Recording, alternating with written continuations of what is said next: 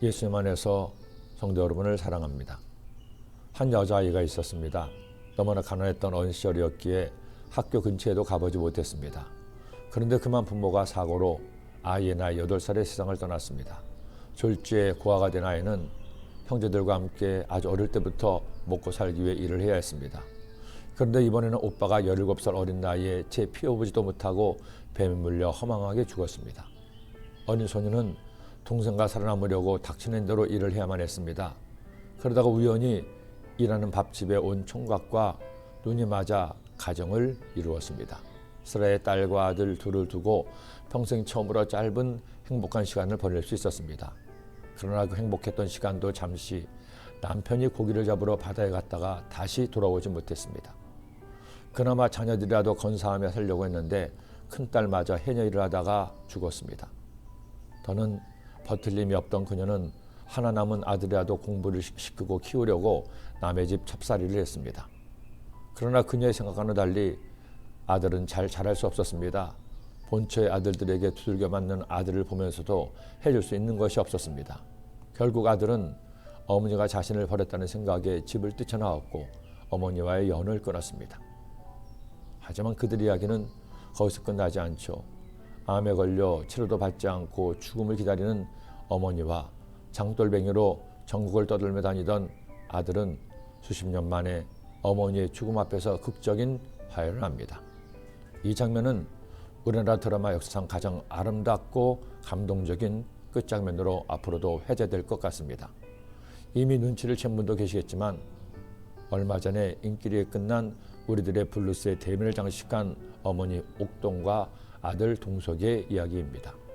제가 굳이 드라마의 엄마 옥동 이야기를 한 것은 그렇게 기구하고 고통스러운 삶을 살았던 이들이 우리 주위에도 있다는 겁니다. 아니 이전만이 아닙니다. 지금 이 시대에도, 아니 3000년 전 다윗도 너무나 고통스럽고 힘든 시간들을 보냈습니다. 저는 오늘 말씀을 묵상하면서 사람은 누구도 자신을 자랑할 수 없음은 자신에서도 안 될 것임을 생각했습니다. 여기 다윗의 비탄을 보십시오. 내 죄악이 내 머리에 넘쳐서 무거운 짐 같으니 내가 감당할 수 없나이다. 내 상처가 썩어 악취가 나오니 내가 우매한 까닭이로소이다. 내가 아프고 심히 구부러졌으며 종일토록 슬픔 중에 다니나이다. 내 허리에 열기가 가득하고 내 살에 성한 것이 없나이다. 내가 피곤하고 심히 상하였음에 마음이 불안하여 신음하나이다. 사실 다윗은 몸만 아픈 것이 아니었습니다. 그를 미워하는 원수가 도처에 깔려있어 그를 해치려고 죽이려고 호시탐탐 노리고 있었습니다.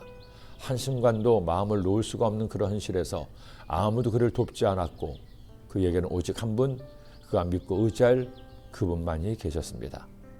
야훼여, 나를 버리지 마소서. 나의 하나님이여, 나를 멀리하지 마소서. 속히 나를 도우소서. 주 나의 구원이시여. 지금 여러분의 삶이 고통스럽습니까? 너무나 기구하고 억울해서 눈물로 밤을 지새고 있나요? 포기하지 마세요. 절망하지 마세요. 다윗 하나님이 여러분의 하나님이 되십니다. 드라마에서 옥동은 그를 아끼고 사랑하는 이웃들이 있었지만 그것은 드라마일 뿐 현실은 작기만 합니다. 그러나 하나님은 언제나 따뜻하십니다. 언제나 우리를 향하여 귀를 열고 우리의 신음마저 들으십니다. 그 주님께 기도하세요. 속히 나를 도우소서. 나의 구원이시여. 그 드라마의 마지막에 작가는 이런 소원을 남겼습니다. 우리가 잊지 말아야 할 분명한 사명 하나.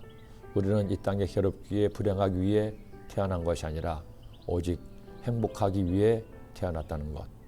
모두 행복하세요.